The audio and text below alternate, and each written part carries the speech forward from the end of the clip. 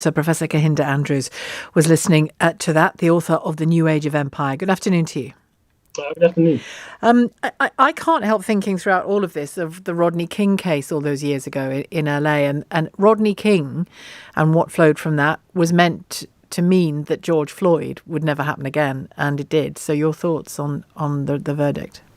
I mean, I think that's the case, right? That this isn't really this massive watershed moment. This is just what should have happened. We all witnessed what happened on the video. It's very clear. The evidence is kind of just obvious. So this is just what should have happened. So that's why no one's really celebrating this. And even if you think historically, just a few years ago, the Walter Scott, who was killed in South Carolina, which is a video of him shot in the back, police officer received a 20-year sentence. So it's not even new to have a sentence in a case like this.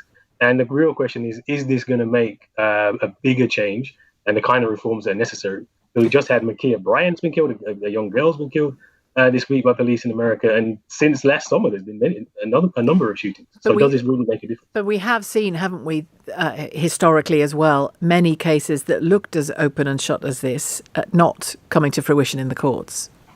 Yeah, definitely. I mean, it's definitely good. Like, don't get me wrong, it's definitely a good thing that this is the correct verdict. And it should really startle us that there was ever any debate. Because I think there was. I wasn't sure what was going to happen. People weren't sure what was going to happen, which does tell you just how difficult it is to prosecute police officers. And I remind people that in the UK, we've never successfully prosecuted a police officer for any death in custody. So, I mean, it's certainly something, but I don't think it represents any meaningful progress, and it certainly isn't justice for George Floyd. George Floyd is dead, and there's really nothing we can do to give justice to him. And if, as George Floyd's brother was saying, it's time to roll up our sleeves and do some work, and that, I think, on an issue as important as this applies to all of us. What must that mean, in your view?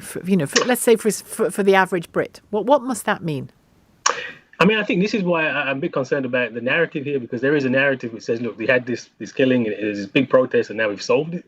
And I think what really we have to do is actually look at this. Well, that's certainly not my narrative. Well, no, certainly not. I'm glad to hear that. But if you look, this is the first start, right?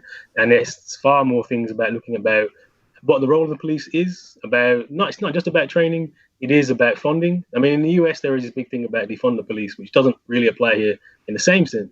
But, we are going to be having very big questions about where our priorities lie, particularly after the amount of money we spent on COVID.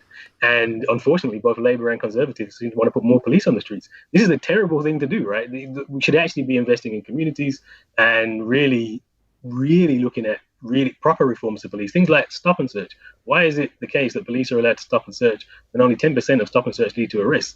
This is a bad police tactic. We should just really be ended. But we just kind of accept these things. And it's about looking at those bigger things that we should be thinking about.